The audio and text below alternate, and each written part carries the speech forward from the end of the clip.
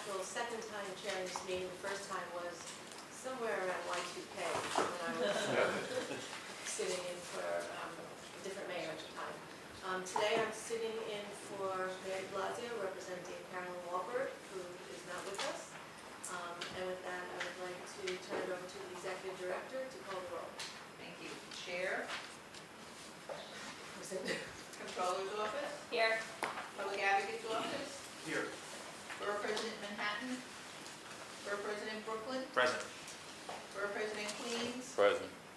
Borough President Staten Island, Present. Borough President Bronx, International Brotherhood of Teamsters, Here. Transport Workers Union, Here. District Council 37. Here. We have a quorum.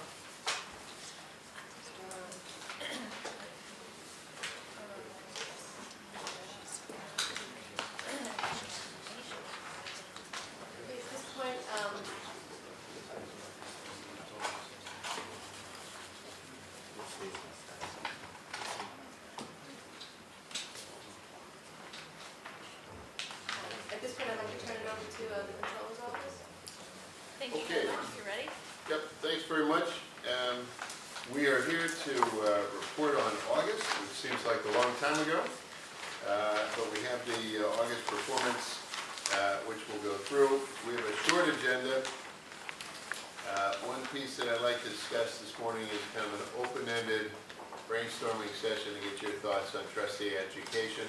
It's something we glanced at briefly during our marathon session last month, and I wanted to, since we had some time, to get your thoughts before we started to pull something together. And we're also going to talk about the SCIM, Mr. Norton. But in talking about August, August was an up month. If you remember, July had been down after a long period of the markets rising with the Federal Reserve easing, the economy improving. July was down, August was back up, September was down, October was down. The market's just been chattering around.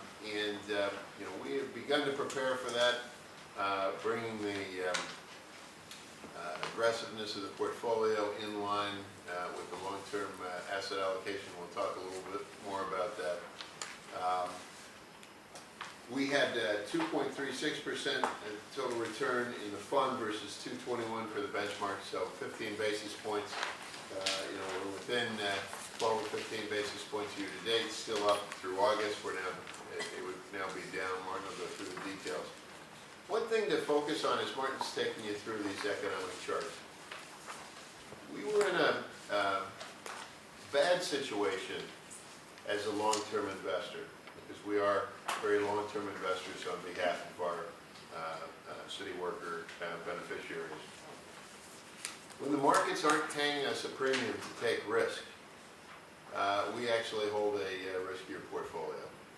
And that, in fact, was starting to happen. Almost any asset class you looked at, people were assuming away risks. And you can see that in the extra yield that you have in the bond markets to compensate for inflation risk. The extra yield on top of that for credit risk that you have in the corporate bond markets to look at specific corporate risk. The high yield market for the really risky stuff, there's a spread even higher. That's compensation that we need as long-term investors in order to take the risk to get the extra return. When it's already assumed away by the markets, there's not much for us to do. The good news about all this choppiness over the summer is a premium for risk is beginning to reemerge, and you'll see that when Martin talks about high yield spreads and others. And although it's a painful and scary thing, as a long-term investor, it's a very, very good thing. And we want, on average, to get paid for taking the extra risk. So just keep that in mind as we go through things. It does, I'm afraid, mean lower returns while we get to a settled environment. But we do want to get paid for taking incremental risk. Martin, why don't you take them through August? Thank you. I think you actually just said everything I had to say. So, but in all seriousness, August was in fact a long time ago. In fact, it was so long ago the market was going up and everything was calm. Soon after that, in September, the market and again, we've talked about this before, they seem to ignore world events or economic events until they don't, until it's very important to them. And in September and October, they started to. For some reason, historically, that happens in September and October. One of the so-called triggers for a downturn is on page 3, where the manufacturing index showed a decline in September. It was still expanding. Anything above 50 indicates expansion, but that was a trigger at the time for a sell-off and concern. Although you'll see on the next page, unemployment claims, we're now at such a low level, while historically in a recovery it's supposed to be at this level, we're now hitting decade-long lows in unemployment claims. And the next page, it shows the unemployment rate. We're now below 6%, but as I've talked about ad nauseum over many meetings, the rate itself, the headline rate, does not include discouraged workers, part-time workers, and therefore explains the consumer sentiment on the next page, which is historically extremely low for this point in the recovery. The next page I want you to turn to has to do with the markets and to show you what's going on in the markets. There's a couple of slides we don't have here that perhaps we'll include in the future, which is oil, pressed oil, and pressed gold. But as a proxy of that, you can see the next page is pages 15 and 16, which is the dollar index versus 10 major, I believe it's 10 major index, 10 major currencies, and then the next page, which is just dollar-euro. And you see over the last month and a half or so, the dollar's had a significant strengthening, although it came back slightly off the highs, it's still significantly strengthened. And versus the euro, it strengthened versus the euro, which in this chart, because of the way that the market convention, it shows as a decline. It's really a decline in the value of the euro versus the dollar. That's the market convention.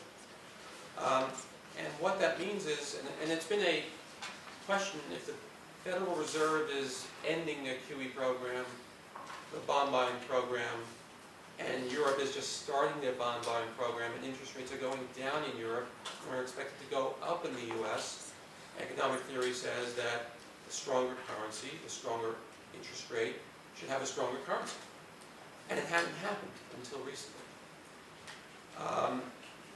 As well as the price of oil. So the price of oil, you've been reading, has gone down. I was just in New Jersey yesterday to handle some personal matters, and the price of oil was below, the price of a gallon of gasoline in New Jersey, of course Jersey is different, was below $2.75. And they filled your tank.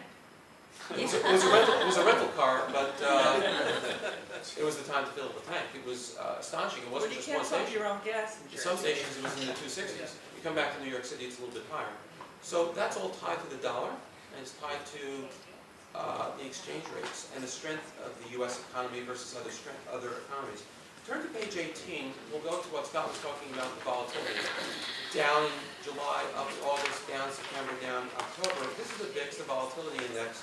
And you see it spike up.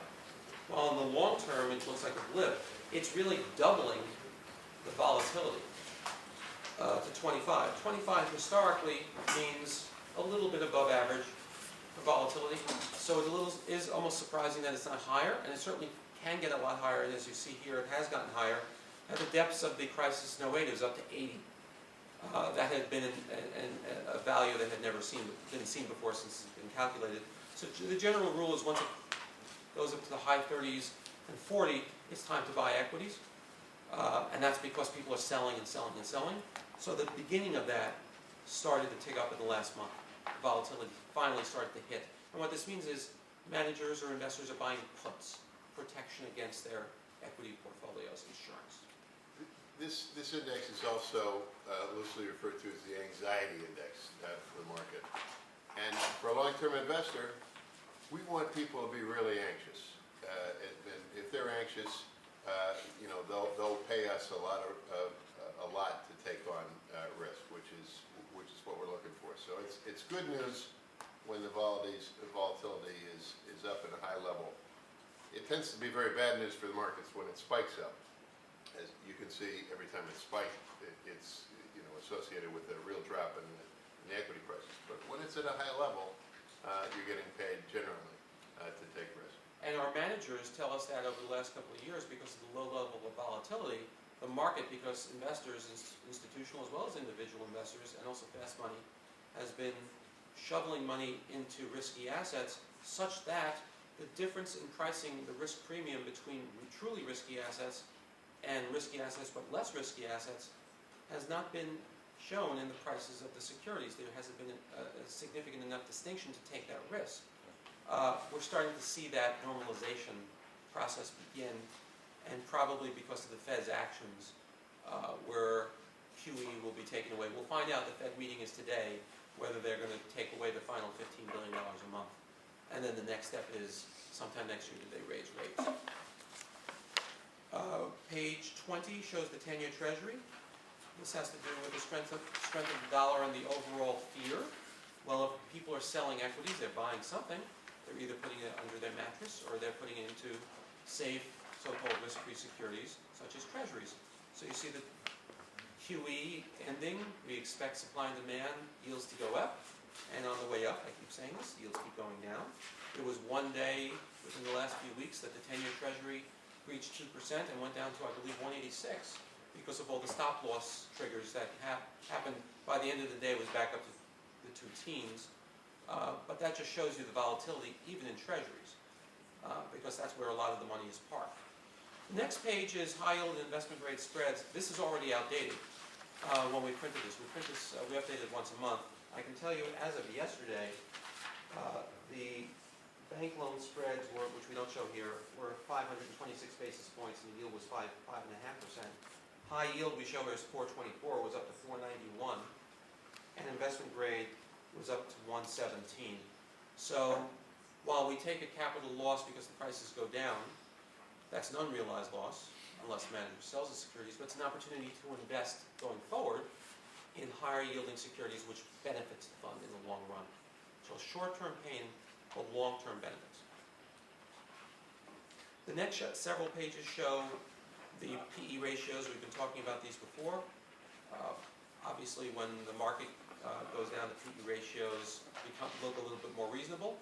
But in some cases, the PE ratios look less reasonable because if the market's going down in areas such as EFA land, Europe and Japan, where economic prospects are not looking good, the E part of the equation is going down, so the PE can actually go up instead of going down because the P went down. So this will shake out in the long run. It'll be much, much more enticing to invest in for the managers, and the managers will be able to find appropriate differentiations between investments, which is what they've been looking for several years. Page 25 shows the last year of the three major indexes that we invest in on the public equity side. Russell 3000 shown in white, EFA shown in orange, and emerging markets shown in yellow. And as you see, the last month down. And in fact, for non-US pieces, it's red on top, negative numbers. US is still hanging in there, nearly a 9% return, because if you remember, calendar year 2013 was a 30% return. And until the second half, it was doing just fine.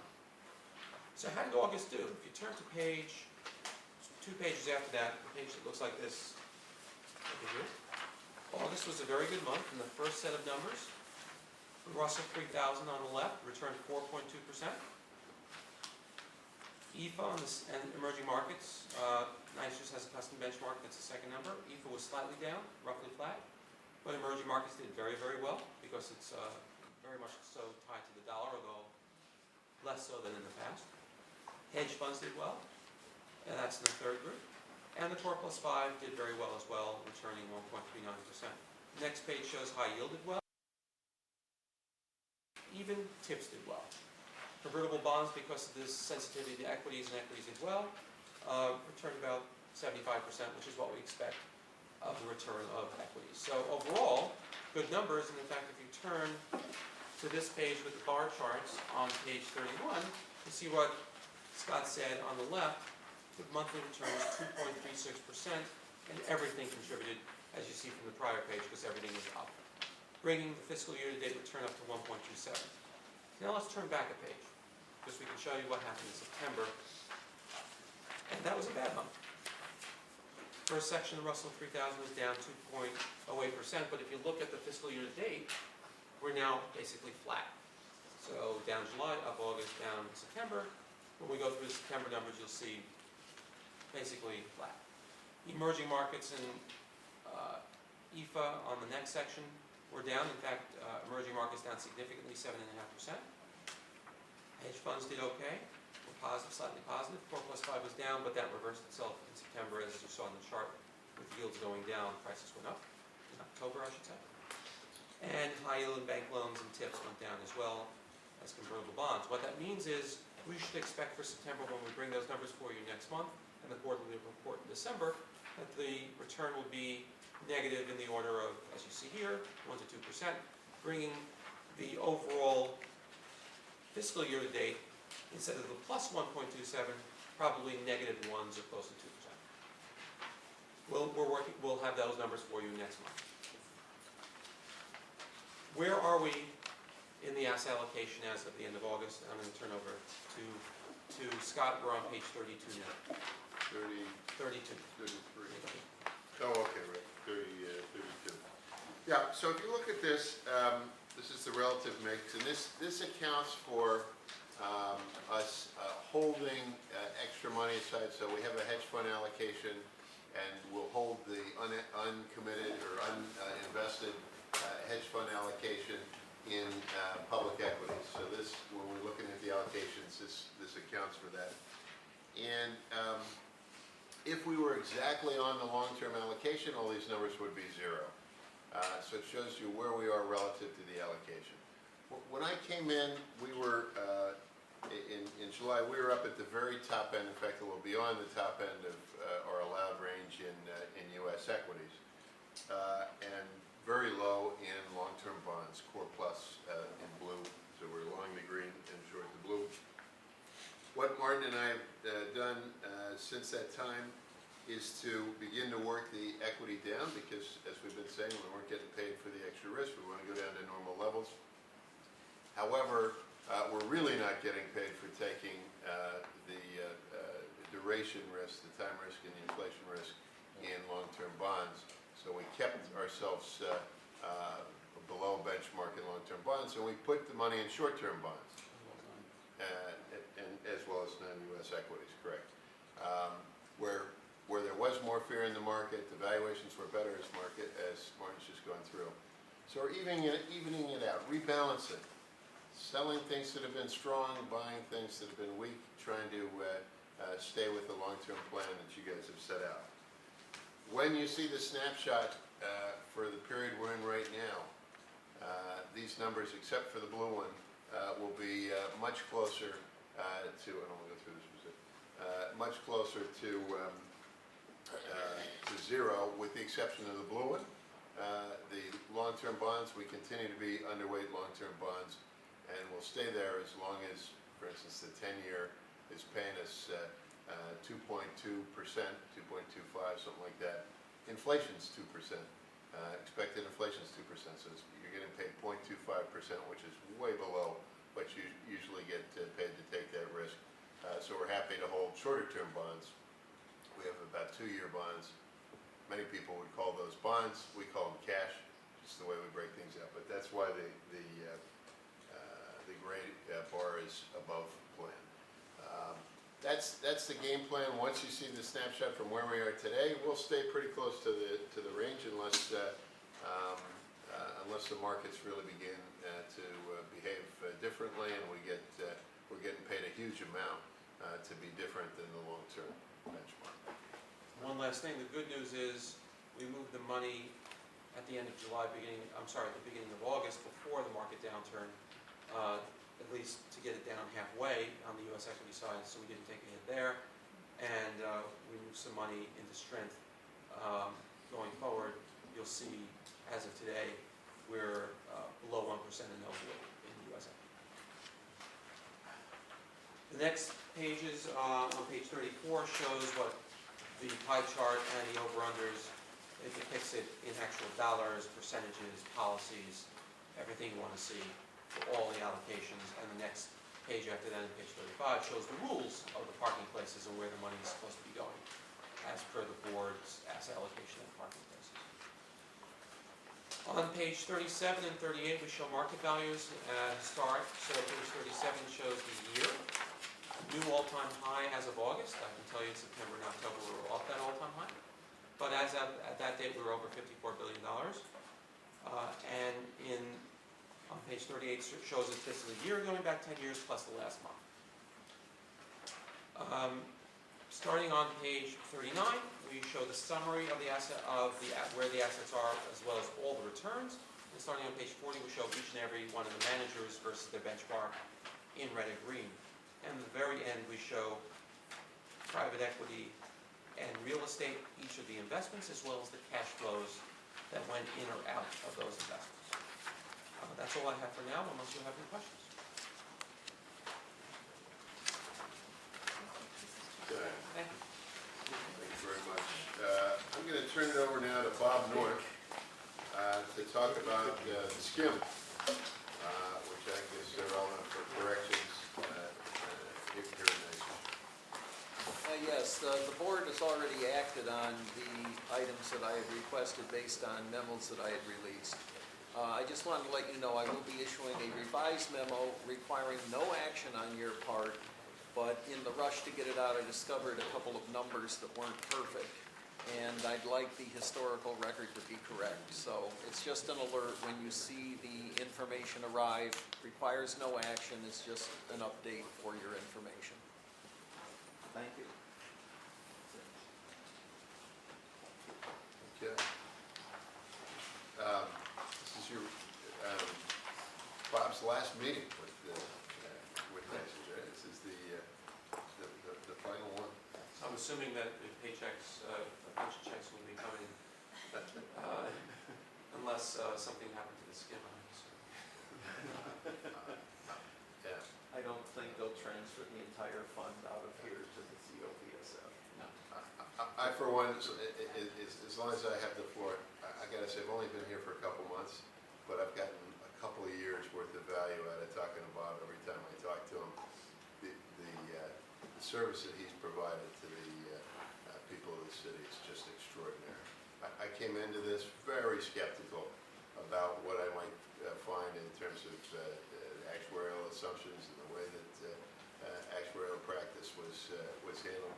I came from a firm that did a lot of actuarial work in the pension business. It's, there is great work being done in the actuary's office. It is a mighty high bar for the next people. I know this may not be the official time, but I just had to say it before. And if you don't mind, I just want to say, given, I think sitting here from the controller's office, I've been here the longest, going back to the late 90s on an investment basis, behind the scenes before that. And it's been a pleasure to work with. Anytime you need information, you get the information, but more than just getting the information, you get it in the most professional possible manner, and very important for an actuary, accurate and timely. So, great source of advice, and I will listen, and I know the board will listen as well. Thank you. Okay. I just wanted to thank Bob North on behalf of my executive director and my organization, Lillian Roberts, and District Council 37. It's just been a real pleasure to work with you, and I've had the opportunity or the need really to call you on occasion to get certain things explained which were very difficult, and you just took all the time in the world to explain it to me. I still didn't understand it, but I was... You felt better. Right, but I did feel better. So just want to thank you very much for your many courtesies and always trying to be helpful and to educate board members and myself personally. Thank you. Thank you.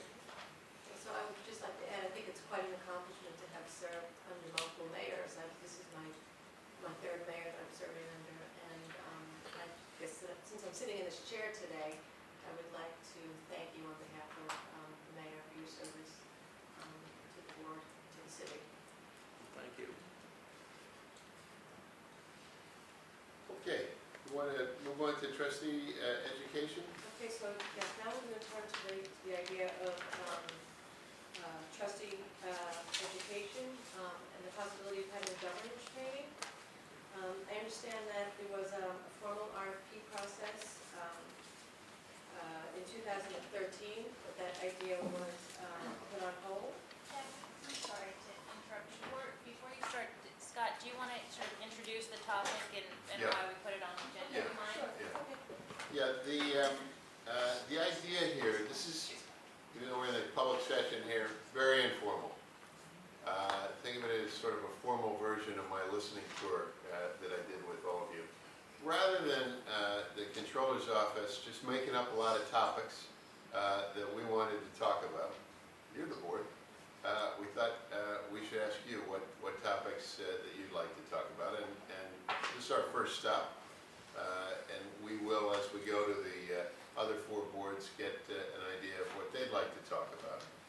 And then the idea is that we would put together sessions for all the trustees across the five systems. We can bring in academics, we can bring in other pension systems from around the world that are best practices in the things we're trying to learn about. And you know, I'm imagining that there'll be topics that we're considering in trying to think about how we could do our collective job better, or issues that we're grappling with that we'd like to have more depth of understanding. So we've got lots of topics that we'd be interested in talking to you about, but we want to put at the very top of the priority the topics that you'd be interested in hearing. And if we can get some overlap across the systems, then we think it would work. We'll have a big session, wherever the largest conference room is that we can find, whether it's down the controller's office or one of the systems, for interested board members to come and hear the people that we assemble. So with that, I'll just toss it open, and feel free to get on the list. We don't have to talk about it in depth, but get on the list topics that are on your list for this. And we can also talk about the structure of it. My thought is to have, again, depending on the topic, the academic perspective, either from a researcher and academic, or we could bring in a Wall Street strategist or something, or one of our managers, and then best practices from a pension perspective for important topics. I think those would be useful. So, thoughts? Yes, sir. I remember a few years ago, NYCERS did a session in Queens, and I know Karen Mazza was instrumental in pulling that together. I don't remember exactly the topics of inquiry, but I remember everybody really liked the session and looked forward to a follow-up session, and I think this Hurricane Sandy came along and so forth.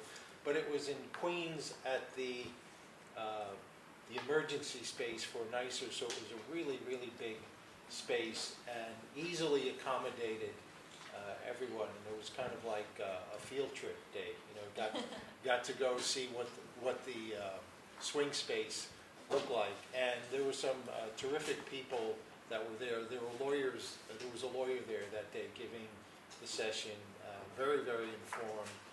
Terrific session, and perhaps since there are new members of the board, that very session might be, a repetition of that session might be very helpful in terms of just getting kind of a base of knowledge there. But Karen was really the person that pulled that together. So. Thank you, Karen, and it might be something to think about doing it again. If I can piggyback on that, I believe it was fiduciary training is what we Right. had at that time. Right. Yeah, that was a useful module, if you want to call it that. I would also just to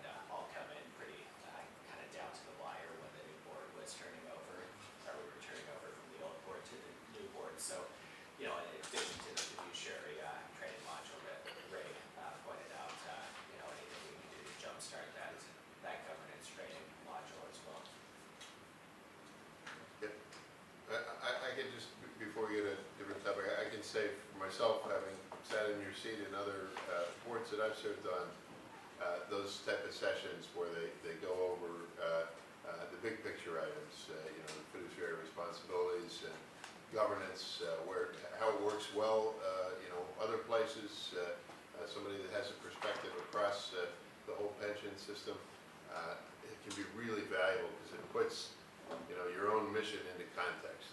And, I've found it helpful wearing a different hat than I'm wearing now. Larry? Yeah, first of all, I just want to thank you, Scott, and the Controller's Office. I think starting out, since you come in with the opportunity for trustee education, it's the single most important thing I think this board can do. And it enables, I think, staff to work better with us, since we will understand things as opposed to just get it and have a lot of questions. Right. I did want to thank you right off the bat on this. I didn't want to speak too much because I think I haven't had the time to talk to you about some of the ideas and thoughts. But I start with the praise because I think this board has enormous responsibilities on a $54 billion system, although Martin seems to indicate it's less than 54 now. I think starting with the issues that I've heard over the years that Callan has said and others about what are the top heavy issues this board needs to deal with would seem to me the ones that, from an educational standpoint, trustees that are new, but also trustees that have been here for a long time even could refresh and talk about. Starting issues like asset allocation, I think, is the #1 thing that this board needs to focus in on. And we've heard it a lot about not individual asset managers, but the overall asset allocation being the single point of which returns come about. And to the extent that people understand that, I also would suggest, this is, it's great you're coming to do this. Over the years, it ebbs and flows as to the dedication of the Controller's Office to the board as to trustee education. And I would suggest that a lot of boards, having looked at them and other things I've done in audits and others, having an education policy for the board. So it requires, kind of institutionalizes the minimum requirements. Other boards have looked at self-assessment on a yearly basis so that folks can kind of suggest these are the areas where I feel very comfortable with, these are the areas in which we don't feel comfortable when asked for additional education. So, and that could be talked about later. I realize you want to kind of queue up some of the potential educational sessions. But there are methods that have already been done in other boards. We did ask on a board level, I spoke to Mike Garland at our price committee about specific things like fossil fuels and low carb investment and potential alternative investments as being a distinct area of education for the board. But I would also suggest real assets, the way real estate and commodities and others impact our longer term risk and issues around that. I also would like to suggest one of the biggest risks I've seen to this board has been midterm replacement trustees not getting the advantages of this opportunity that you're presenting to us. So I would ask perhaps now that we're so high tech that all future trustee education sessions be recorded on DVD. That's a great and idea. that you create an orientation packet for all new trustees, or you or the board, or however it's done, so that if someone here, like myself, were tomorrow get hit by a bus and someone were to show up, they aren't starting from square one. And so, those are kind of more of the, I know you're looking for the topic-heavy ones, but I think we're looking at how to have this board maintain its flow, and so, but I really start back with what are the biggest issues this board is going to handle, and if you have any asset classes that you think you may be bringing, or specific types of investments that haven't been discussed in the past, those would be a great opportunity to start discussing earlier on. So that it takes months, if not years, for some folks to get comfortable with assets, and it's a long road sometimes. And so you would have a better sense of what some of the ideas you're having. So that would be, at least my opinion as to what you might want to look at. I mean, Larry, those are fantastic ideas, particularly the idea of sort of capturing what we're going to do and bottling it, in the form of some sort of video, so that others, who come along could catch up. I mean, the stuff. Some of it will get out of date over time, but some of it is timeless. Asset allocation, and sort of fiduciary roles are pretty timeless. And Bob's actuarial DVD, which The we will be actuarial able to DVD. watch it for years to come. Yeah, there's a premium price for that one now. The thing about asset classes, I want to just clarify a little bit. When you were talking about real assets, were you saying of the asset classes that might be good to talk about, you'd like us to start with something on real assets, because that would be a place that the board might really benefit from doing a deep dive, is understanding how real assets help the portfolio, Yes. what their role is, do they mitigate risk, do they add to risk? Obviously, this board, and this conversation has happened for 20 years, but especially in the last 10. Right.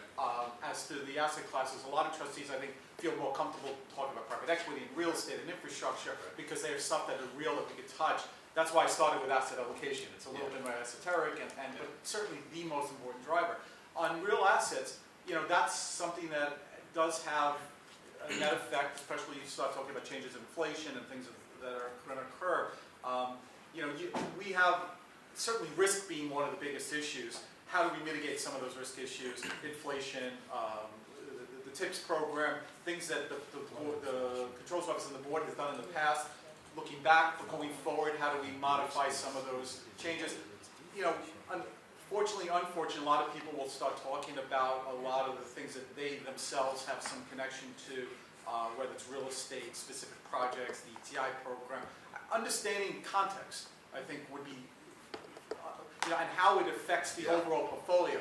The conversations this board will have on specific things, while I deem them very important, will not move the needle as large as some other issues. So understanding the context within it and the interplay between the asset classes, I think would be very helpful for folks. Yeah, I think that's also a good point, to make sure that the altitude of the education, whatever the topic, is sufficiently high that the benefit is context and not, specific knowledge on, specific real estate opportunities or specific infrastructure opportunities. It's more, what does real estate do for the portfolio? Why is a portfolio with real estate better off than one without it? And the idea, the concept though of we have board governance, and there's certainly lots of opportunities for training and review. But the idea that there is, at what point do we change? We look at the asset allocation. At what point do we switch investment managers, other than just because they're on a watch list? Those kind of procedural issues. What are the indicators we're looking for in terms of these asset classes? There may be a point where you'll make a recommendation to switch within those ranges, and for the board to understand why that is, not specifically at that point in time, but within the context of the process long term, I think would be helpful for folks. What are the macroeconomic? We heard month to month great presentation of what occurred up to that point on the economic indicators as to why things occurred. But I certainly would love to hear from yourself or some experts the projections of what are, for the next 3, 6 months, 2 years, some of those longer term economic conditions that might make us consider switching asset classes or allocations or policy weightings relative to what we're doing, so that we have a better sense of where we may be heading, so we can anticipate that longer term. That's great, Larry. Thank you so much. Fulsome idea. I know others have some questions. Pat? Yes, I would be very interested in seeing other big institutional investors' best practices. I had just attended the International Foundation of Employee Benefit Plans annual convention actually, in Boston. And it was the best one I ever went to of that, and I've been going since the 90s to that. Because I'm on also other funds with my union, the Teamsters Union. I would encourage in the future that we should also consider seriously, with part of the International Foundation, that we should go to the annual, or there are others that they offer during the year as well. And then there's a this group is what? International Foundation of Employee Benefit Plans. It's the largest trustee education organization in the U.S. And there were 5,000 people in attendance at it. And some people were there. I see one of the folks sitting right there. And I think Karen was going to go, but was unable to go at the end. So it's quite extraordinary. And there's another organization that we belong to called the Council of Institutional Investors. Right. And there are 2 sessions each year. Now, the easy one is Washington, D.C. in the spring. And it's very inexpensive for a trustee to go. It's either $1,000 or $1,200 the total package. So, and you can take the Amtrak wherever you want to go. But I flew to Washington last week, which I will never repeat. I will definitely take the Amtrak. 5 hours in the airport on the way out, and don't even ask about the trip back. It was that good. So I just wanted to bring those two institutions up because that's a constant. And I like the idea of our having a trustee education. As I said, I would be interested in how others do it. Right. No, and that's one benefit that you get from CII. CII is the trade group that presents itself to the U.S. government, to international governments on behalf of public pension plans around the world. I've spoken at CII's Washington conference before as a board member of the International Accounting Standards Board, interacted with CII and CII is speaking on behalf of all public plan investors in the U.S., weighing in on accounting standards matters and so forth. So it's a powerful and thoughtful body, and they put together a good conference, and mostly it's a wonderful opportunity to network with other people that are in your position. Absolutely. Another thing we can do is for some of the leading pension funds in the country who are recognized for best practices, I'm quite sure we could set up a conversation with, let's say, the trustees from those, so Ontario teachers. What are the union trustees from the teachers unions in Ontario? How do they feel about the structure, which is very different from ours? How do the folks at CalPERS feel, and so forth, about corporate governance, where CalPERS is a world leader? It always helps to pick the brains of those that are And we leading. may find out that we're better. What you would need. No? Nobody agree with that? Actually, in Ontario, you would want to look at OMERS, not the teachers. OMERS is good, yeah. OMERS. Yeah. I happen to know almost every Canadian plan just because of some of the work that I've done in the past, working cooperatively with other funds, and they've got an interesting model. I participated in the Dutch model, and so the investment committee that I sit on is half labor, half management, and deals with the same issues, but through the perspective of Dutch pension system. But you'd be amazed when you get down and talk about it. We deal with the same issues, same constituencies that have to be served, and so those conversations can always be useful. Regardless of who's better. I always find though I try to find the people who, for whatever reason, maybe they get better PR, are seen to be the best practice people. So in the commercial world, it was always DuPont for quality, right? So what do they have going on at DuPont when it comes to quality? For safety, it was Alcoa. There's some reason that they got the recognition. It's always helpful just to kind of pick their brains. So that's, if on particular topics, I could help set up some of those conversations. Yes, sir. So I want to first echo, I think, Pat's suggestion about just things that we're already a part of that have educational opportunities that don't necessarily have to come from the board or the comptroller's office. If we can just be made aware, I guess from a NYCERS perspective, when things are happening that we can participate in, I think that would be very helpful.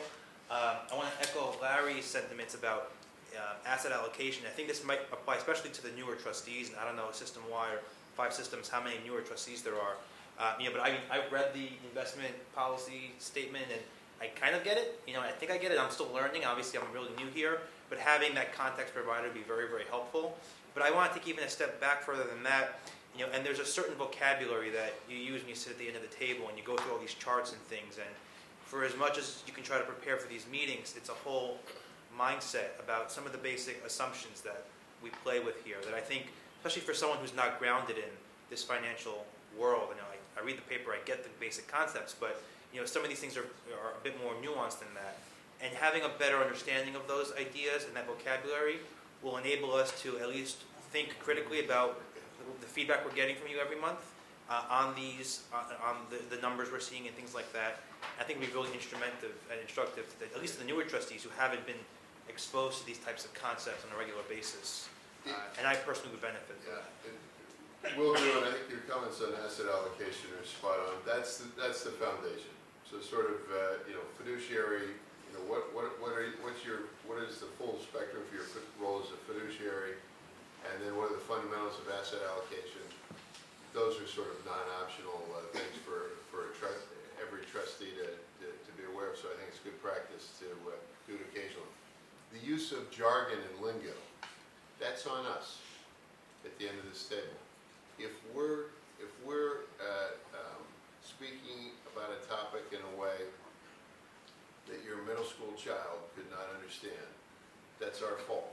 Because there's nothing we do that's so complicated that it can't be expressed in plain English. So if you ever hear us spouting a lot of mumbo jumbo that you don't understand, please call us on it. I don't mind if you call us out immediately, but certainly come up to us afterwards. It's one of the hardest things to do in any field, particularly in this one. We got a lot of gibberish that we speak in code to each other, but none of the concepts are that complicated. Can I just follow? Yes, It's sir. more, and I think you're absolutely right. We should do a better job of that. Yeah. It's not just the lingo or the vocabulary. I think it's when you deal with these concepts day in day out, and you're from this background, you have a certain understanding. Yeah. For example, we have charts here about architectural indexes and whatever, new, which makes sense if you understand why they're included in this packet. We can kind of figure it out, but not knowing, walking into this role and just getting a packet with all these numbers and charts, I follow what you guys say. I think about it as best I can, but I don't know what that really means, and how that really affects the system, my role here, things like that. So it's more than just the language; it's the whole. That whole first part of the meeting, what all those numbers mean for us, I think is really helpful to understand. Just with these numbers, just for a second, this is the package that was being provided by my predecessors. I decided not to monkey with it because I didn't know if it had been ordered by the board. The way I look at it, there's all kinds of stuff in here, and we produce it on a regular basis. In any given month, only, as you notice as Martin goes through it, only one or two of these things are really telling a story in terms of the recent movements. And that's how I look at it. The longer pattern gives you context, and then the recent movement gives you something to look at it. But some sort of education about how to read these and what to look for, maybe as part of some sort of economic thing. That's a good idea. And there may be too much stuff in here. Might be more useful just to, show you the ones that where something's happening. That we can evaluate that. Other issues, right? I just wanted to say this is great to hear. Because as Larry was talking about, I was that mid-level transition. My successor left here March of 2013. And I thought that, having worked as a compliance officer at a private bank, having a Series 24, having that I was in decent footing, and it really was shaking off a lot of rust, a lot of cobwebs, relearning jargon, even, which is why, when the opportunities to go to trustee education presented themselves, I jumped on them. I did, the 2 Wharton trainings, one on emerging markets, one on portfolio theory. They were very helpful, and like you said, a lot of it is just, a lot of the added value is just talking with the trustees at different size funds. Right. It wasn't until I went to an IFAB class at Wharton where I really asked myself the question: am I a labor trustee or am I a management trustee? Never even thought to ask myself that question. And you got steel workers, steam fitters are asking you, how do you see yourself? Never even thought about it to that point. Yeah. So, and we went down a loft. They had their first ever institutional investor for Latino trustees, and that was very, very helpful. U.S. Markets has their annual event at NASDAQ. I've gone last 2 years, and there was one last week at NASDAQ that I also went to, just to hear it from somebody else. You know, as much as I appreciate and respect staff at BAM, it's nice to talk to other people and hear their perspectives on different issues in the marketplace. One of the advantages we have here, first of all, there are a lot of us. Right? I'm not a trustee, but there are a lot of people who meet in these boards. New York City collectively is one of the largest pension funds in the world. We don't have to go anywhere. We can have the experts come to us. We talk to them all the time. We can arrange for them to come and speak to us. It's, much more cost effective to pay a professor to come come here from Stanford or wherever. We usually let them sit in the Economy Plus section of the Greyhound on the way.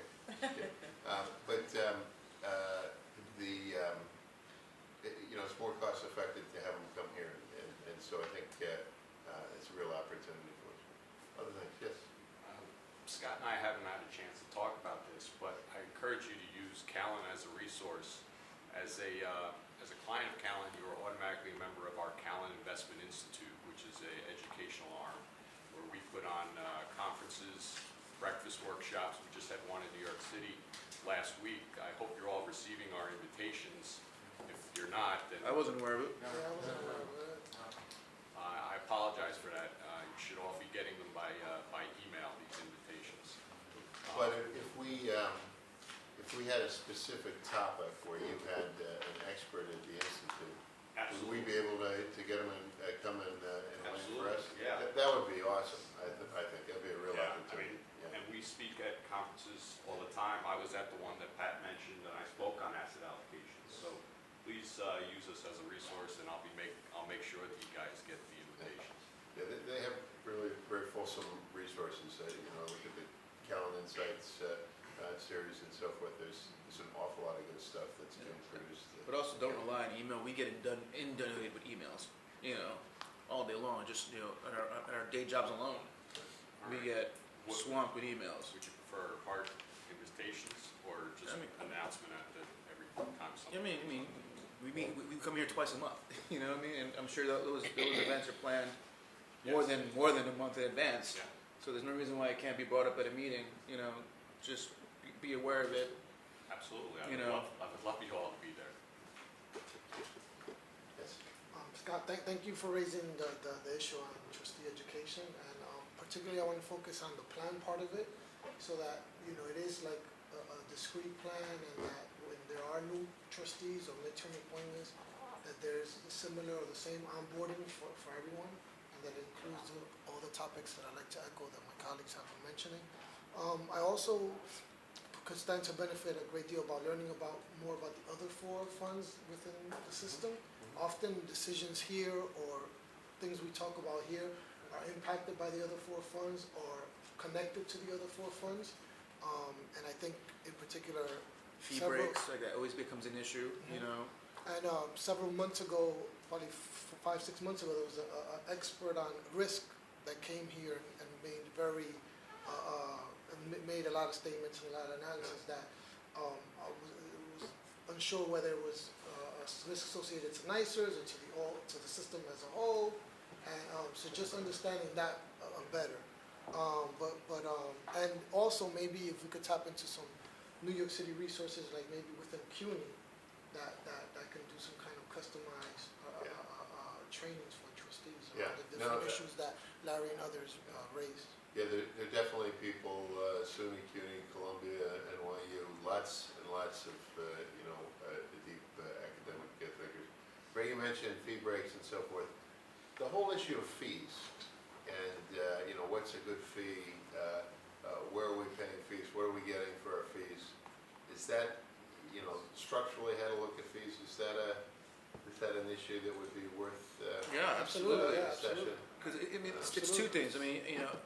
You can understand in terms of how the fees are calculated, but it's one thing is, but then there's the whole transparency about how you came up with your fee structure, which we seem never to really talk about or really get elucidation on, and think that's a really integral part about us being able to do our jobs. Yeah, yeah. Yeah, I think, you know, on kind of two fronts. One, and maybe we should do them separately. One, just having a context of the whole fee discussion and how is it looked at, you know, by academics, by practitioners, by consultants. How should we think about it? What's a good fee or a bad fee? What's a, for a fund our size, what's a reasonable fee level to have? It sounds like a lot of money. You know, $500 million sounds like an awful lot of money. But is it a lot of money, given the size that we have and so forth? So I think, you know, there's both the obligation that we have to come and be more fulsome in our discussion about fees and how we look at them and how we're out there negotiating on behalf of the beneficiaries. And then there's the whole issue of the context of the fee discussion. What, you know, what should you be asking us for? What's possible? We want. I mean, we should have some sense of where our fees are actually going. Right. And come up with the fee structure. It is what it is. But right. In terms of the actual investment, right. You know, there was a webinar yesterday sponsored by Harvard on CalPERS' choice to exit hedge funds. Yeah. And they talked about, you know, when you looked at how much they, our BAM talked about it, but but when you really sat down and went through what happened, and I can forward the deck because they made the deck available afterwards, how much they were paying for every dollar earned, and it was all going to fees. The little returns they were getting, and unfortunately there was like no overlap between their managers and our hedge fund managers, which was great to hear. But it is a little ridiculous, right? And obviously, I mean, that's one of the more expensive asset classes, and I get that. But you know, that was a webinar that happened yesterday that I heard about through 1199. Yeah, so we'll definitely come to you. We'll put something on the calendar. Hopefully before year end, for us to come and talk to you about fees. I've been doing with the team some work digging into fees, making sure that we get them all out in front of you, that you can see the fees. Yeah. You can see the fees relative to the performance. But then we can talk more broadly about it and maybe bring out some outside folks, bring in some outside folks to give us some context of a separate discussion. I know this is an issue that runs across all 5 boards. Yeah. I got it in the listening tour that I had. I get it in various comments. Usually comes out with alternative managers who charge high fees. Yeah. Frustration, when those fees don't turn into value. There's a real opportunity for some depth of discussion. I'm glad you said that because there are times, and again, where the consultants do fee comparisons. Like, this is manager X, this is what their fees look like relative to other managers in the space. But then when it's time we try to actually address that part of the presentation or what's in the packet, it's like pulling teeth, and we're being given pushback, which was concerning. Yeah. You know. I don't think you'll see any pushback. From our staff going forward. We don't like to pay fees when we don't have to. Like anybody, want value. So if we're going to pay a manager a handsome price, we expect handsome value for it. And so we're pretty tough on that. One of the big surprises, maybe not as big as the quality of our actuarial staff, was that we're getting pretty good prices. I don't want to talk about how good in the public session, but this will be a private session matter, and we're getting really good prices on a lot of stuff when you compare to the rest of the world. The real issue is the mix, right? Because there's some things that are very low fee activities, and there's some things that are very high fee activities. Low expectations, high expectations of added value.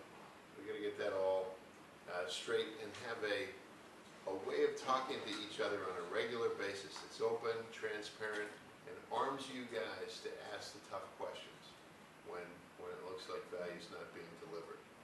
Right? We should always be looking at that, but you should have enough information that you can see when something might be out of line, and that's what, you know, that's exactly where our fee discussion ought to go, is to working on that. So, yeah, so we're glad to hear this one thrown in. Just one other thing, and we are in public session, so I don't want to get too much into this, but perhaps utilizing our portfolio, things that worked very well and things that did not, you know, conversations about the top 5 or 10 worst performing in private equity or real estate, and use that as a case study of what indicia of why things don't work that will enable the board to make some better decisions going forward. What blew up, why it happened. That enables people the analytical skills to look at a good portfolio as you present a good. So I maybe in the context of other areas of this, but that might be a useful exercise. We have a whole team that focuses on nothing but this, of the New York Post. No, but instructor-wise. But, no, in all seriousness, we're, you know, it's a very good thing to look at the things that haven't gone well and the things that have gone really well. And sometimes the things that have gone magnificently well are going well for the wrong reasons, and that's presenting as much risk.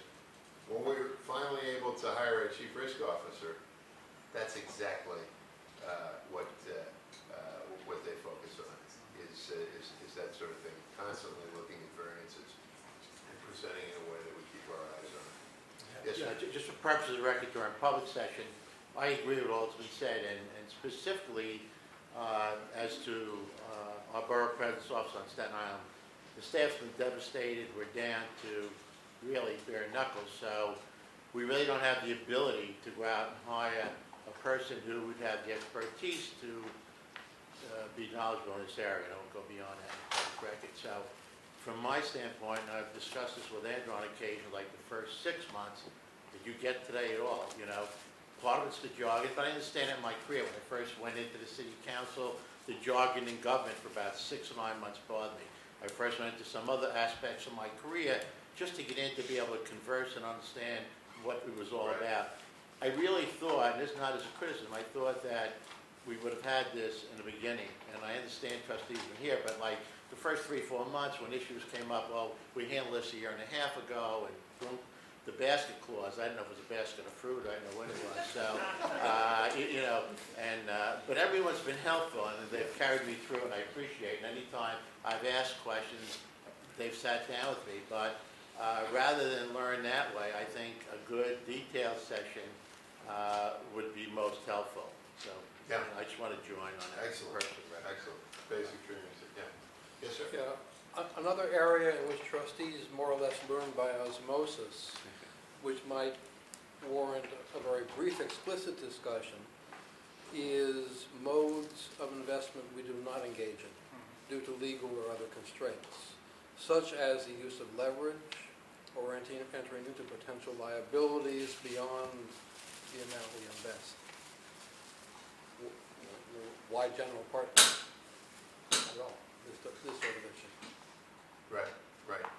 Exploring the sort of legal boundaries of what we do and what we're precluded from doing, and then what we preclude ourselves from doing by our policies. Good thought. Justin? Yeah, since he raised Chief Risk Officer, should spark my memory to ask for a higher level risk management discussion. You know, just what metrics we should be focused on, and you know, just a trustee level risk management discussion. So I think to some extent that would also complement what David's asking for, because you can see some of the methods that can mitigate risks if, you know, we were in a less restrained framework. And anyway, one final addition from our end. Yeah, yeah. So taking what Dave said, some of what Larry said, and so forth. Yeah, actually, everybody said in some way, shape, or form the concept of risk and how we deal with it, and get that out on the table. Good idea. Okay. Anything else before we go into our executive session? Yes, sir. Well, since this is only my second meeting and so probably my moving on in January. I just want to agree with what all of the speakers said for giving new people a lives of Velasquez has just been here for 10 months as well. So any training or online training or DVDs that can be given, and making sure that there's a hard copy as well as an email can go out so that they can see the importance of it. And as the other speakers have said, when there are other institutions that are having meetings about investment and risk, that we could get forwarded those invitations as well. Just, you can't make everything, but to just maybe get the information sent to you is important. And since there will be a new person being the substitute in January, that would be helpful for Queens. Okay, thank you so much for this feedback. We will think of it very carefully, and then we'll compare it and contrast it with the feedback we get from the other 4 boards in similar discussions. And we'll then come back to you with a proposed lineup of joint education sessions that we can, get your continued feedback on. But this is a really great start, and it was a good decision to start with this board. I knew you guys would be engaged, so thank you. Okay, with that, Madam Chairman, we're done with the public session.